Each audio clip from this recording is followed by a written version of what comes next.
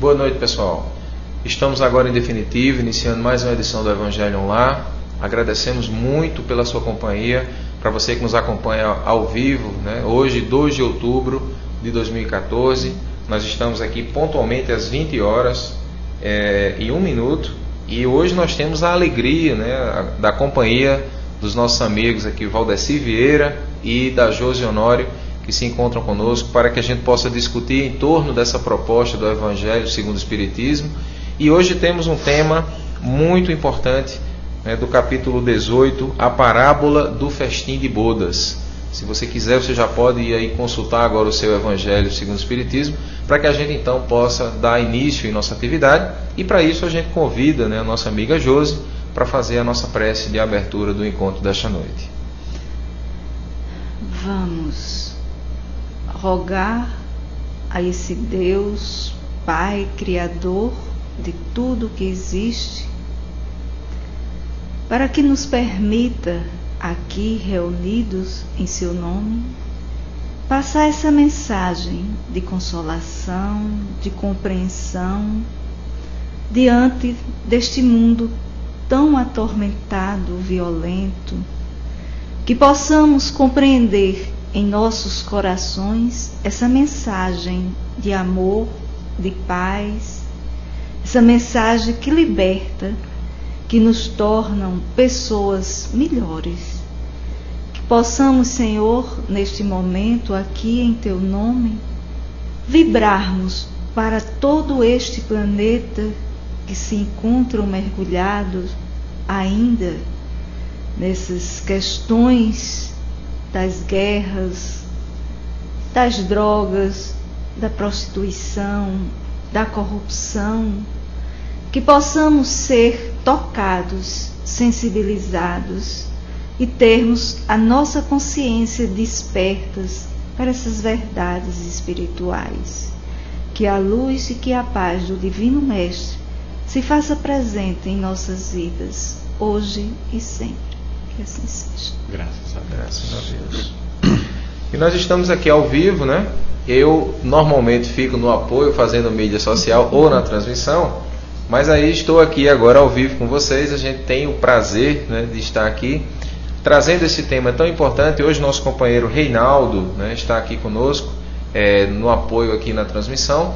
E eu estou aqui sintonizado na Rede Amigo Espírita. Então vocês estão aqui interagindo diretamente comigo, né? Podem trazer suas contribuições, que a gente vai aqui fazer um filtro e na medida do possível, naturalmente, vamos trazendo aqui as contribuições de vocês para enriquecer ainda mais o nosso trabalho. Se você não está na Rede Amigo Espírita, está nos assistindo pela FEB TV, na redeamigoespírita.com.br, na página de bate-papo, né, o chat, nós estamos ao vivo também e aceitamos aí com muito carinho, naturalmente, as contribuições de todos vocês. Vamos então pedir ao nosso companheiro Reinaldo para colocar o nosso primeiro slide dessa noite, para que então a gente possa iniciar a leitura e em seguida já passarmos para os comentários. Falando ainda por parábolas, disse-lhe Jesus: o reino dos céus se assemelha a um rei que, querendo festejar as bodas de seu filho, despachou seus servos a chamar para as bodas os que tinham sido convidados. Estes, porém, recusaram ir. O rei despachou outros servos, com ordem de dizer da sua parte aos convidados: preparei o meu jantar, mandei matar os meus bois e todos os meus cevados. Tudo está pronto. Vinde às bodas. Eles, porém, sem se incomodarem com isso, lá se foram, um para a sua casa de campo, outro para o seu negócio. Os outros pegaram dos servos e os mataram, depois de lhes haverem feito muitos ultrajes. Sabendo disso, o rei se tomou de cólera e, mandando contra eles seus exércitos, exterminou os assassinos e lhes queimou a cidade. E na sequência, então, no próximo slide, nós temos a continuação que diz: então disse a seus servos: o festim das bodas está inteiramente preparado, mas os que para ele foram chamados não eram dignos dele. E depois das encruzilhadas, e chamai para as bodas todos quantos encontrardes. Os servos então saíram pelas ruas e trouxeram todos os que iam encontrando, bons e maus. A sala das bodas se encheu de pessoas que se puseram à mesa. Entrou em seguida o rei para ver os que estavam à mesa, E dando com um homem que não vestia a túnica nupcial, disse-lhe: Meu amigo, como entraste aqui sem a túnica nupcial? O homem guardou silêncio. Então disse o rei à sua gente: Atai-lhe as mãos e os pés e lançai-o nas trevas exteriores. Aí é que haverá prantos e ranger de dentes, porquanto muitos há chamados, mas poucos escolhidos. Essa passagem está em São Mateus, no capítulo 22, versículos de 1 a 14.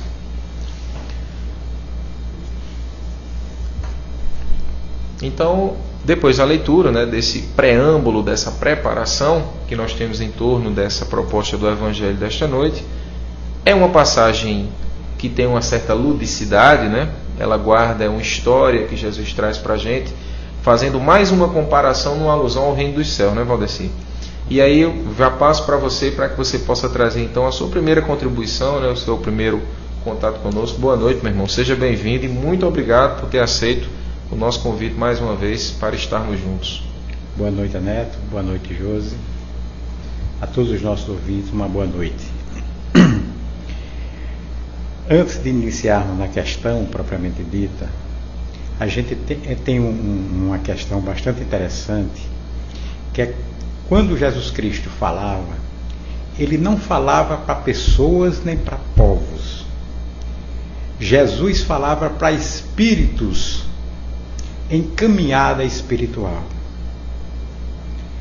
Então, nesse contexto, a gente tem que compreender que a linguagem do Cristo, ele veio nos trazer essa linguagem, segundo o Espírito Emmanuel, porque era como sementes distribuídas naquela época para florescer muito depois.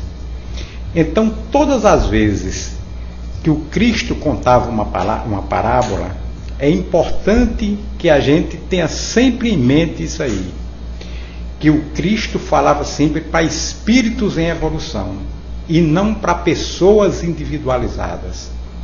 Por isso, muitas vezes, as parábolas deles traz sempre termos chocantes, fortes, para despertar essas criaturas para o envolvimento mais tarde nos seus ensinamentos espirituais.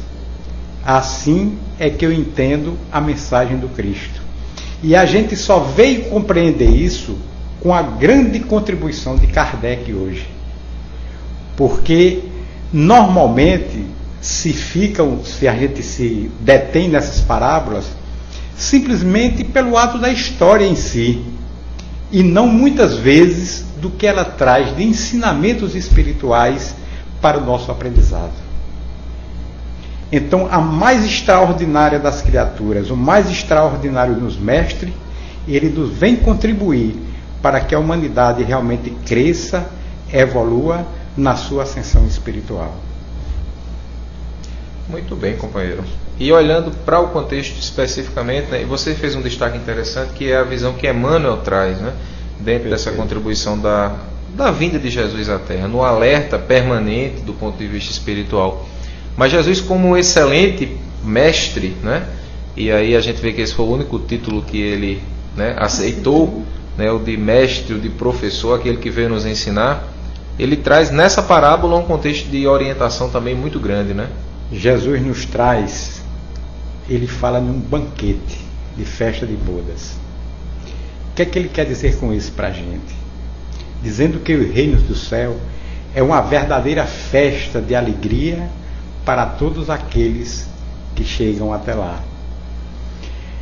A gente sabe que era a grande reunião dos judeus, o grande destaque era exatamente esses banquetes, essas festas. E Jesus começa mostrando, ele pega as coisas do material, do dia a dia de cada um, para falar das coisas transcendentes do Espírito. Por isso é que ele tinha essa categoria realmente de mestre, que nos ensinava, orientando. Então Jesus, ele dá esse destaque todo especial. Ele compara o reino dos céus com o festim das bodas. Quer dizer, o céu é uma verdadeira festa de alegria para aqueles realmente que almejam isso aí. É esse o grande destaque que ele dá logo no início da parábola. Então, Josi. Complementando está trazendo, é interessante que aqui no Evangelho é nos colocado que Jesus falava por parábola, porque ele queria passar conhecimentos abstratos, e como nós ainda hoje temos dificuldade de abstrair, principalmente quando se trata das verdades espirituais, nós estamos mais no concreto, né, naquilo que nós podemos pegar, ver, sentir.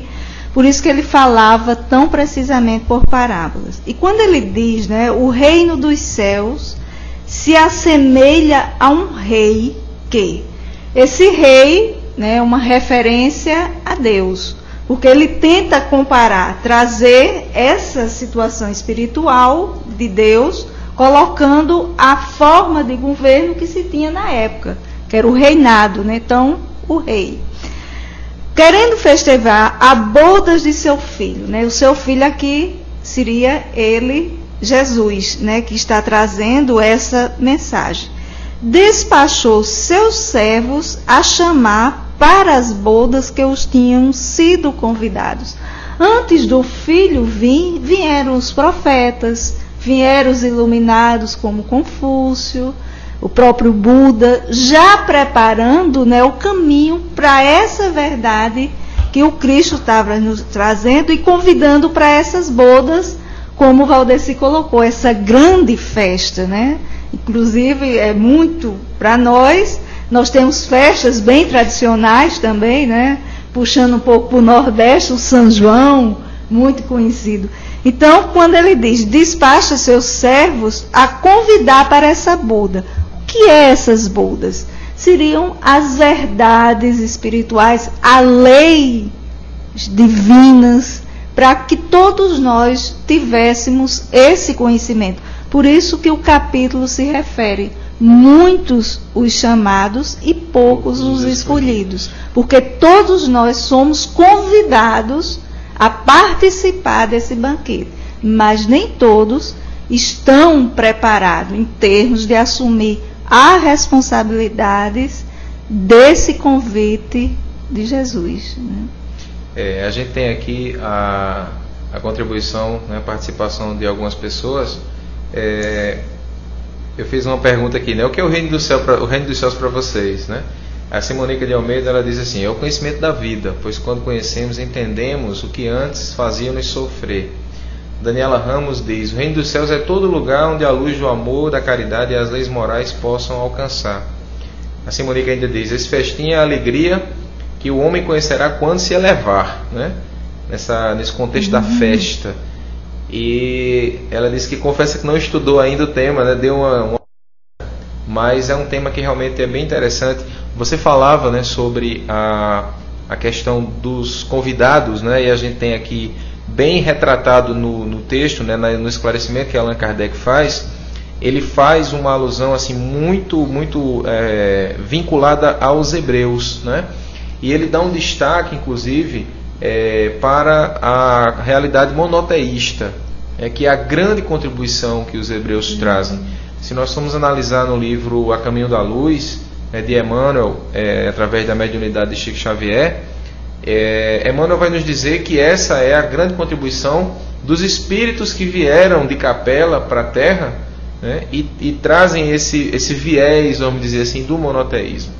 Então os hebreus, eles trazem essa grande contribuição daquele sentimento do Deus único, né, que facilita muito a nossa compreensão desse vínculo em torno da religiosidade.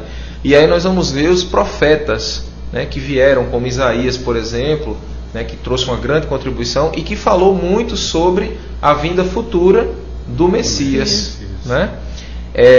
Dentro da análise aqui, Kardec fala também que os profetas, na verdade, foram os enviados, né, pelo rei, né?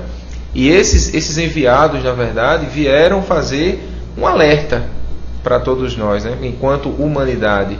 E se nós formos observar desde as primeiras manifestações, desde as primeiras orientações que Deus tem procurado trazer para o ser humano dentro da sua capacidade de compreensão, um alerta para que ele pudesse despertar para a realidade espiritual, né? Aquele sentimento ainda muito primitivo, né, da adoração do homem pelos fatores da natureza, né, como o trovão, como o fogo, como o ar, mas era um ensaio para o que viria depois, que é aquilo que a gente começa a experimentar com a realidade da visão de um Deus, porque de fato era necessário que fosse daquela forma. Se a gente for parar para refletir hoje, no nosso contexto, não é fácil conseguir definir o que seja Deus para muita gente, né? O que é Deus ou quem é Deus, como muitos refletem ainda hoje, né? Então, essa contribuição que é trazida é justamente para que a gente possa chegar no ponto em que a gente analisa essa passagem, entendendo qual era a proposta que Jesus trazia. E aí a gente vai ver, né, que o convite ele é estendido, porque não foi aceito por aqueles que seriam, né, os destinatários do convite. Porque quando a gente é convidado, a gente pode ir ou não, né? Temos o livre-arbítrio, né? Temos a liberdade de escolha. E os hebreus, eles não optaram por ir.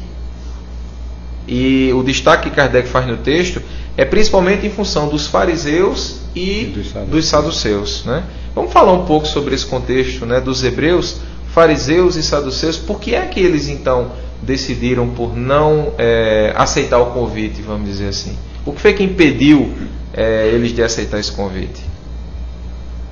Neto, eu vejo assim da seguinte forma: Jesus é extraordinário mesmo, porque quando o rei convida alguém, é um convite realmente muito especial. É um convite importante, né? Demais. Então, como é que eu ia dizer que não vou para isso?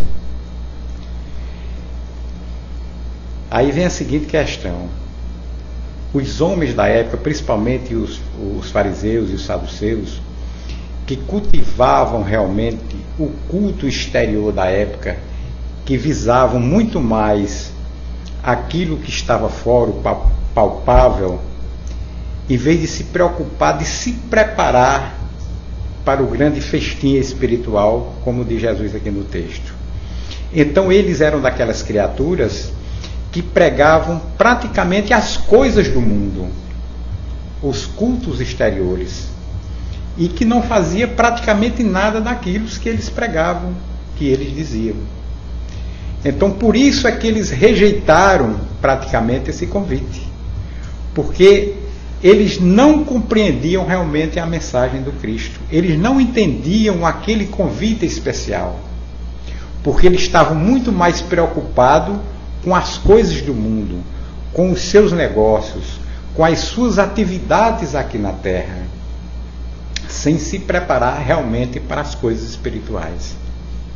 E se a gente analisar nesse contexto que você fala, a grande maioria das pessoas procurou a Jesus com que intenção? Qual era a intenção das pessoas quando procuravam a Jesus?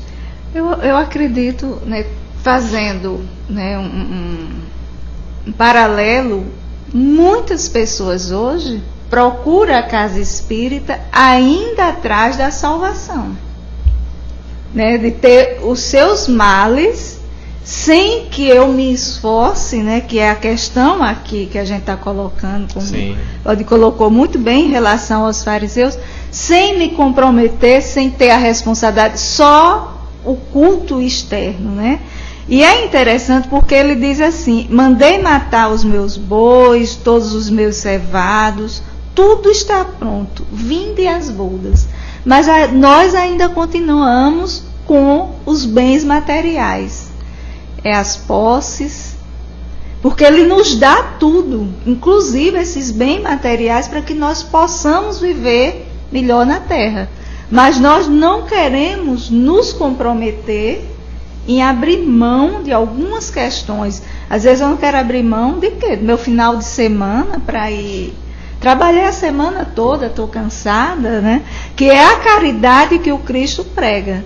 Então muitos procuravam Jesus realmente aquela forma mais fácil. Estou na dor, estou no sofrimento, quero o alívio imediato. Mas aí, usando uma linguagem que a gente usa muito nas questões governamentais, mas qual é a sua contrapartida? Né? Se eu estou querendo alcançar, mas o que é que de contrapartida? E aí vem o que a doutrina está o tempo todo colocando para a gente, a nossa reforma íntima. Porque enquanto nós não nos comprometermos, né, com essa reforma, vamos continuar sendo convidados, né? Não vamos aceitar, porque nós só aceitamos na medida que nos é conveniente e continuamos, né? Aí entra a lei de causa e efeito, que mais na frente ele vai nos colocar também, né? Quando ele diz que o rei, né, fica enfurecido, e a gente sabe que Deus, ele não se enfurece, até porque a questão das colocações humanas foi dos hebreus, né? O Deus do exército, o Deus vingativo. Mas Deus, porque ele sabe que um dia todos nós chegaremos lá. Mas aqui quem se enfurece, e ele faz essa alegoria, são as leis divinas na hora que nós nos desvirtuamos, né? E principalmente a lei de causa e efeito, que é por isso que estamos aqui, né? Temos aqui as contribuições, né? Eu coloquei aqui uma pergunta, assim, o espírito dos fariseus ainda está muito presente em nossos dias, né? Vivemos ainda muito de aparências, e aí a Simônica de Almeida diz assim: muitas pessoas hoje se perguntam onde está a alegria da vida. Quando você passa a viver os ensinamentos de Jesus, essa pergunta, antes tão distante, passa a estar na frente dos nossos olhos, onde sempre esteve. A Maria Oliveira diz: procuravam Jesus para que pudessem resolver seus problemas mais imediatos. Acredito que poucos procuram o Cristo para uma transformação, ainda hoje, né? O Joel Ferreira diz assim: o reino dos céus é uma grande festa da vida, onde todos são convidados, mas poucos estão preparados para participar. Para participar da grande festa, temos que estar revestidos com os trajes da humildade, da verdade, da caridade, do amor, da justiça, da paz. Aí ele faz um complemento bacana, ele coloca assim, e etc. Né?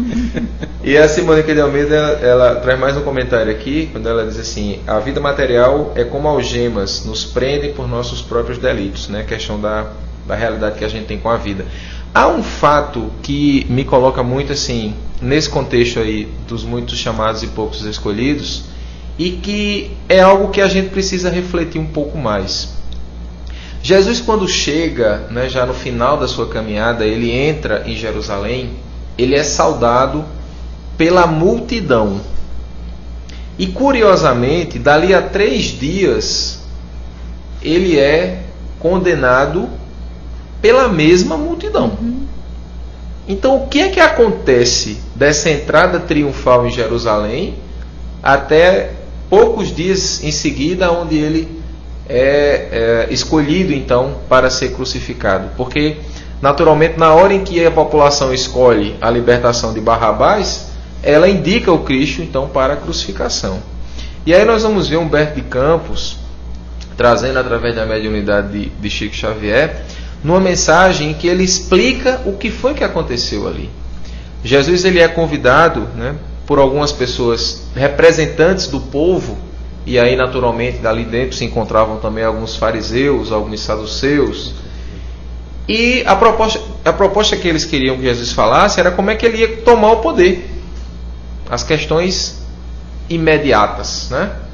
E quando Cristo esclarece que a proposta não era aquela, começa então um movimento contrário e de revolta contra a figura de Jesus, porque a sua proposta era uma proposta atemporal, era uma proposta que ia além do tempo, porque ela falava para a realidade do espírito, né? Que foi aquele ponto que você trouxe aqui no início do nosso encontro. Então nós começamos a perceber que, de fato, Jesus traz uma proposta, e esses convidados que se escusam, né, hoje, tanto naquela época quanto nos dias atuais, somos todos nós que deixamos com que o tempo passe, que a gente não aproveita as oportunidades que aparecem. E onde é que se encontram essas oportunidades? Em todas as ocasiões que a gente tem de ser útil, de fazer o bem. É o que você falou, né? O final de semana. Ah, mas o meu final de semana... Então, quanto tempo a gente está disposto, de fato, a abrir mão em benefício do outro? Né? O que o Joel fala aqui da caridade, né? A proposta aqui do fechamento de Kardec na mensagem, né? Fora da caridade não há salvação. E o que é que seria então nesse contexto de caridade? Se a gente for observar o Livro dos Espíritos, lá na questão 886, Allan Kardec pergunta como é que pode ser entendida a caridade segundo Jesus? E os Espíritos respondem: benevolência para com todos, indulgência para com as imperfeições alheias e perdão das ofensas. Então é um contexto muito mais amplo, nessa benevolência para com todos, que a gente precisa de fato conviver com o outro no dia a dia, procurar fazer todo o bem que esteja ao nosso alcance, não apenas dentro da casa espírita, mas aonde a gente estiver, na condição de cidadão, respeitando os direitos dos outros. Então é uma proposta, é um convite, para que de fato a gente pudesse despertar para essa nova realidade. E aí então, Josi, vem o convite a todos, O que é que esse convite a todos representa no contexto que Jesus coloca, O que é que seria esse convite para todos? É interessante, Neto, que seguindo um pouco a parábola, ele diz assim, respondendo um pouco, quando ele diz: os servos então saíram pelas ruas e trouxeram todos que iam encontrando, bons e maus. A sala das bodas se encheu de pessoas que se puseram à mesa. É interessante que quando o Cristo fala na proposta dele, ele fala para todos, bons e maus. Então o convite que ele fez, esse convite de vivermos essa verdade de acordo com as leis divinas, do amor ao próximo, ele fez a todos. Agora são poucos, como falamos no início, em termos de evolução espiritual, que está realmente aberto, receptivo para viver essas verdades espirituais. Então nós ainda estamos caminhando nesse processo desse convite.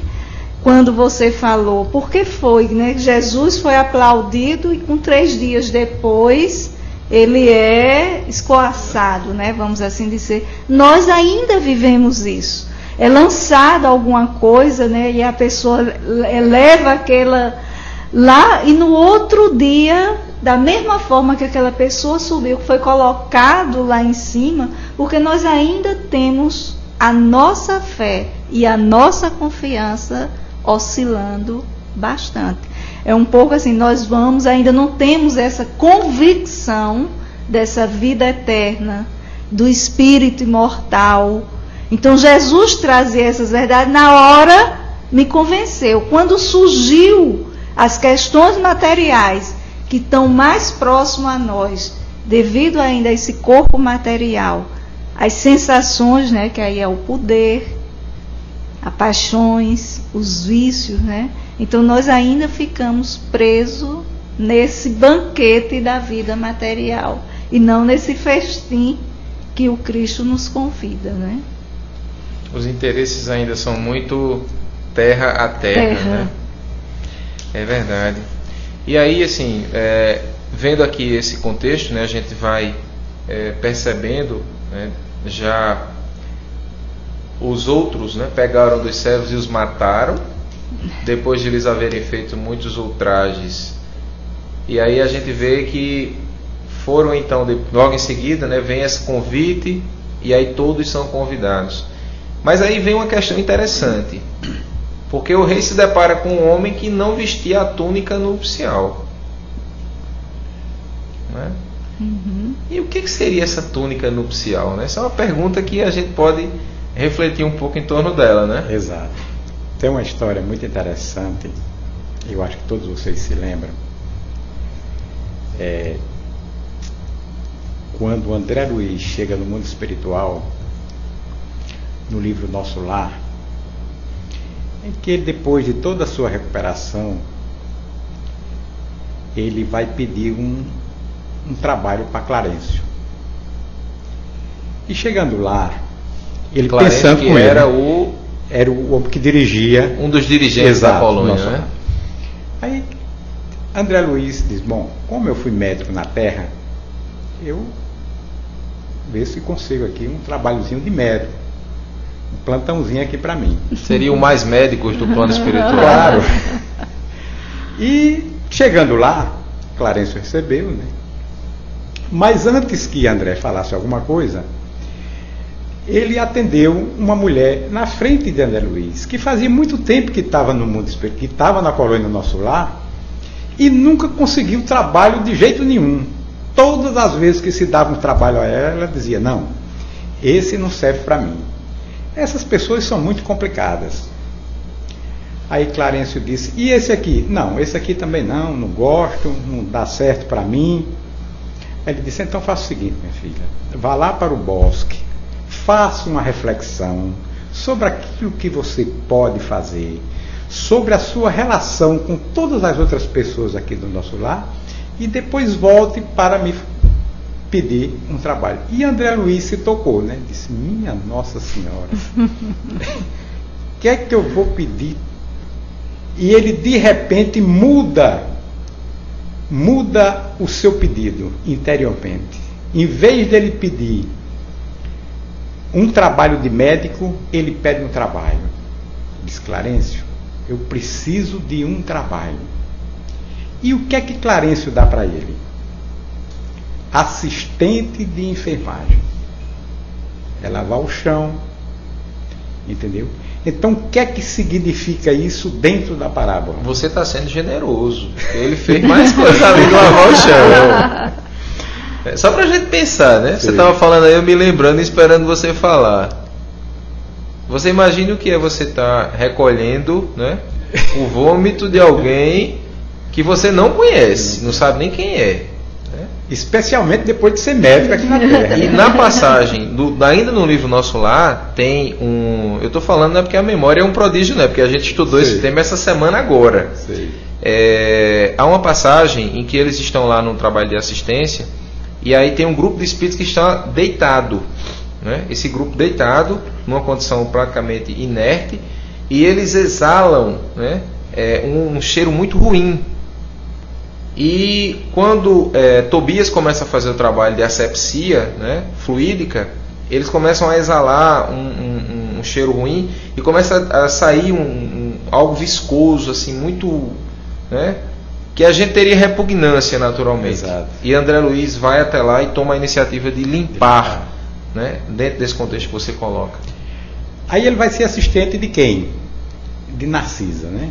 Narcisa era aquela criatura maravilhosa que o socorreu no momento que ele chega em casa, que encontra aquela problemática toda. Mas o meu amigo André Luiz esqueceu de vestir a túnica espiritual para chegar nesse ambiente. Ele veio para a Terra exatamente para se preparar para o mundo espiritual como médico, para chegar lá realmente como médico. Mas, infelizmente, ele deu muita importância às coisas do mundo. E jamais, em nenhum momento, ele conseguiu se ater às coisas espirituais. E ficou exatamente... Não conseguiu vestir essa túnica espiritual que nos fala, essa túnica nupcial que nos fala a parábola. Então, eu montei essa história exatamente para mostrar realmente o que é a verdadeira túnica espiritual, que são os valores imperecíveis, como o amor, a caridade, a fé, a compreensão, a alegria, a vontade de fazer o bem. É isso que é se revestir da túnica nupcial para Jesus nessa parábola.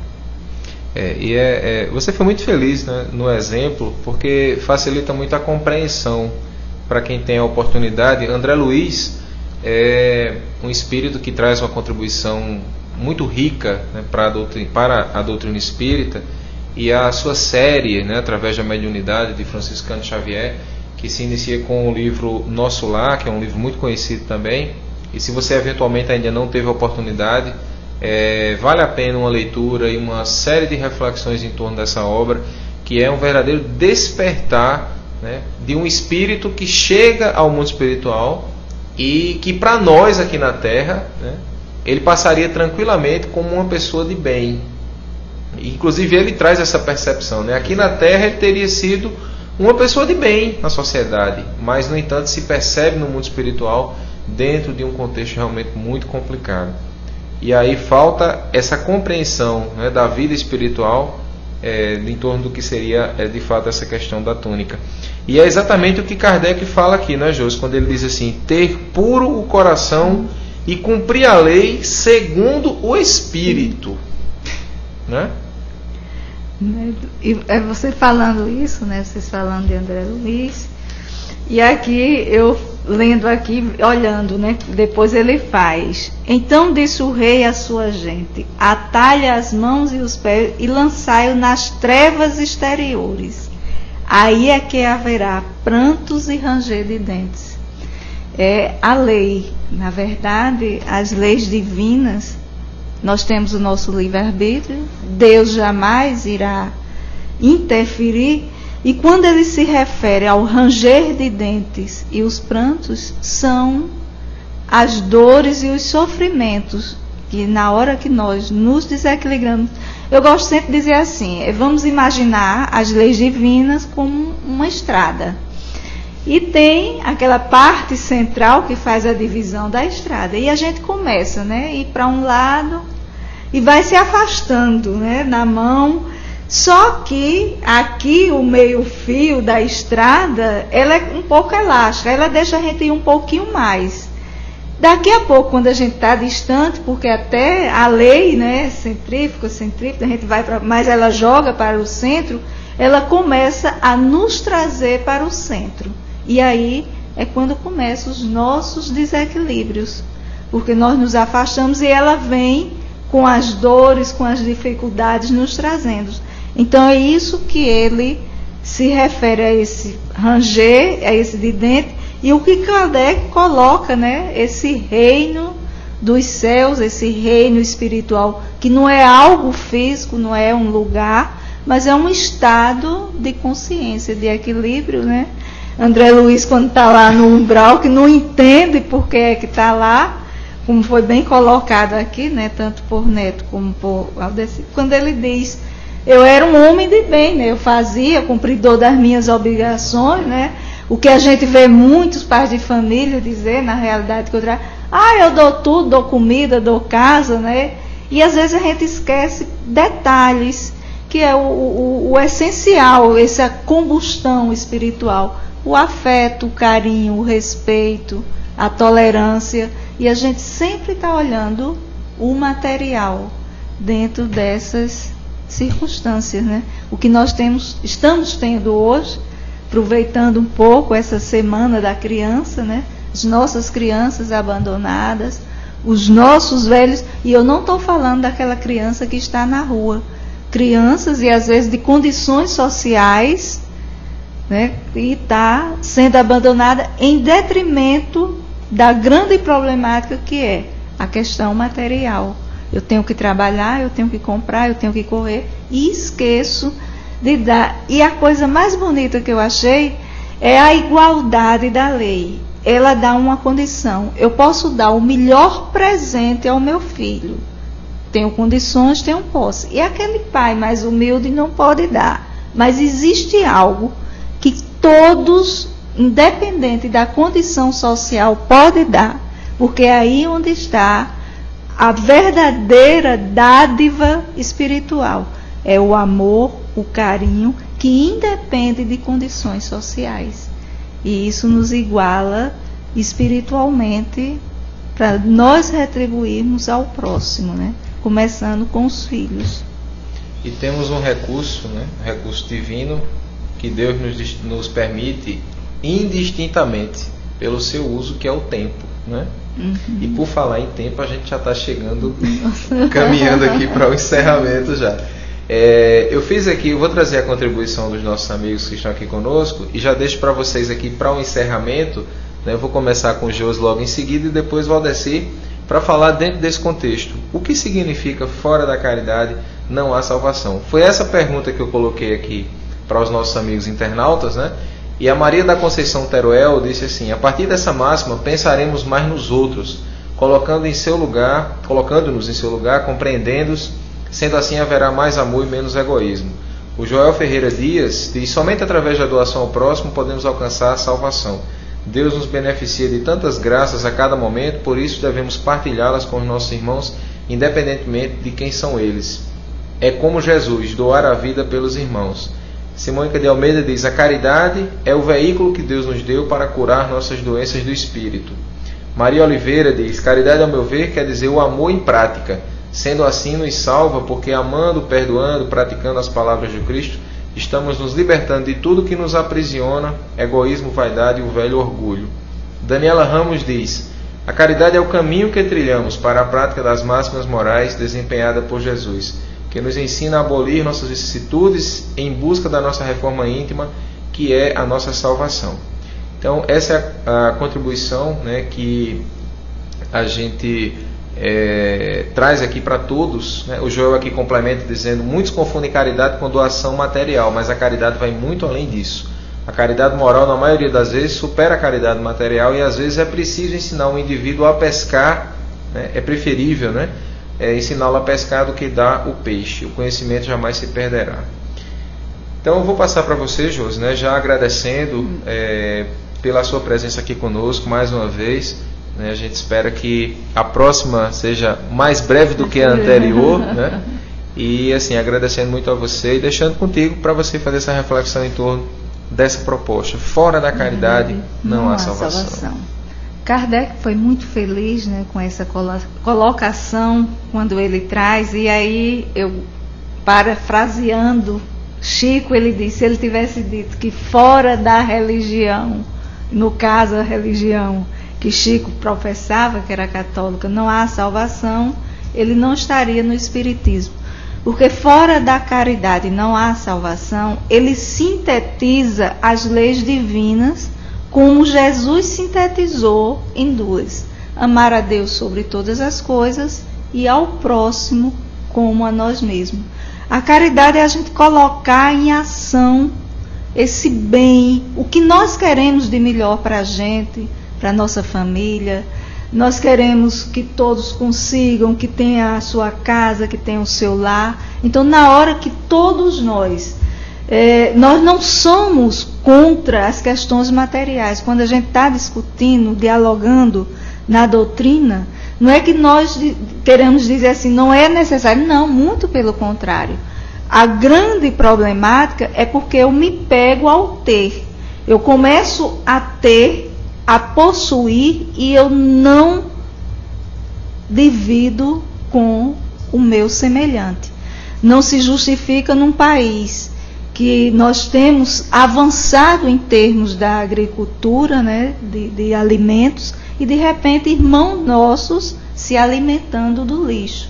Que o mundo hoje, a gente ainda vê uma África sofrendo, crianças lá passando fome, quando a gente vê desperdícios de alimento. Então isso comprova o que o Livro dos Espíritos nos coloca na questão do nosso egoísmo. Nós ainda só pensamos na gente.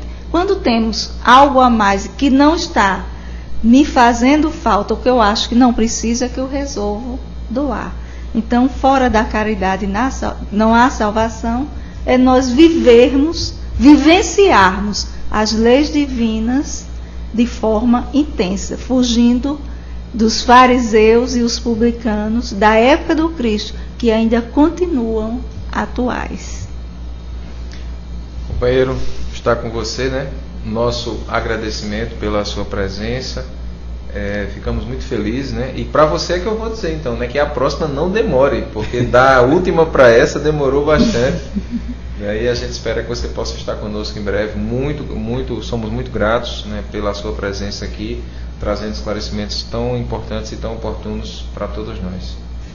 Eu quero agradecer pela paciência de vocês. Acredito que a minha contribuição realmente é muito pouca em relação dos grandes oradores que tem por aí pelo Brasil. A gente contribui com uma boa vontade. E eu quero agradecer, né, a você a oportunidade por ter esse tempo de dizer alguma coisa daquilo que eu compreendo da mensagem do Cristo, dessa oportunidade que eu tive de passar para vocês aquilo que eu penso, que eu leio, que eu costumo pensar a respeito daquilo que o Cristo nos diz. sobre a caridade, eu acho que é tudo aquilo que o ser humano precisa no momento exato da carência. Então, se você está com fome, caridade é pão. Se você está com sede de conhecimento, a caridade é o ensino. Se você tem carência de carinho, a caridade é exatamente o abraço, é o afago. Se você tem necessidade de compreensão, essa é a caridade que você chega. Então são essas carências no mundo de hoje que todas as criaturas têm e que Jesus nos disse, como você resumiu muito bem, no mandamento número 2, amar ao próximo como a si mesmo. Entendeu? Então são esse mandamento, primeiro a Deus, depois ao próximo. Então esse sentimento de caridade era que devia nortear todas as criaturas da terra, porque só assim a gente evitaria tantas carências que existem no mundo de hoje, tanto de carinho, como de fome, como de compreensão, como a carência do saber. É tudo isso, em resumo, é a caridade. Graças a Deus. Pois é. Então a gente finaliza aqui a nossa transmissão agradecendo, né, pela companhia de vocês. Para vocês que estão conosco, nos acompanhando pela Rede Amigo Espírita, pela FEB TV, no canal 9, e também para aqueles que nos acompanham sem interagir, né? Obrigado pela companhia, obrigado pelo seu apoio.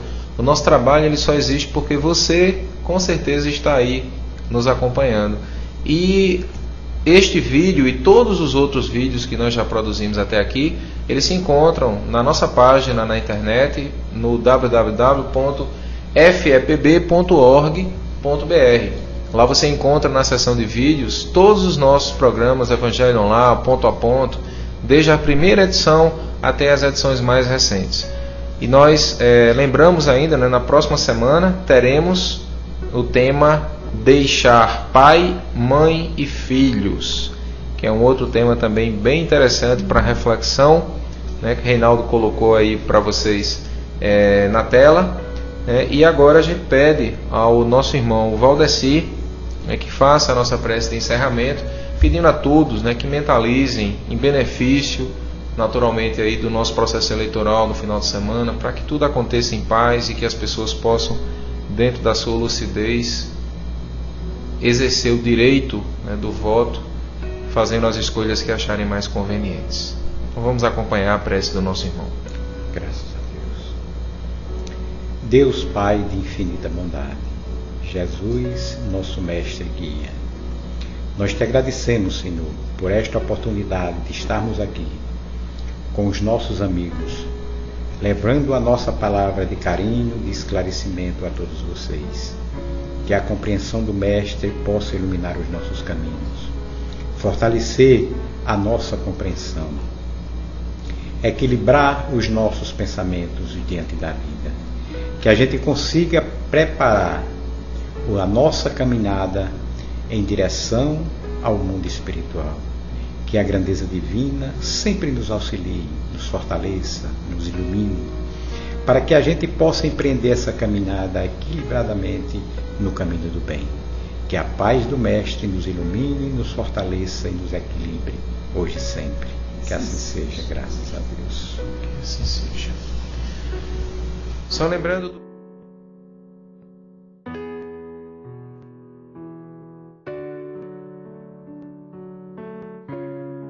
a gente vai ter o ponto a ponto, né, com o Zezé Matias falando sobre o autismo, que é uma visão espírita, na verdade, dentro desse contexto, e com certeza será muito interessante para todos nós. Obrigado a todos, né, pelas palavras de carinho aqui de todos vocês, e a gente se encontra na próxima semana, próxima quinta-feira, em mais uma edição do Evangelho Online. Muita paz, uma noite de um sono maravilhoso, uma sexta-feira de bênçãos e um final de semana repleto de alegrias e de muita saúde. Tchau, pessoal, até a próxima semana, se Deus quiser.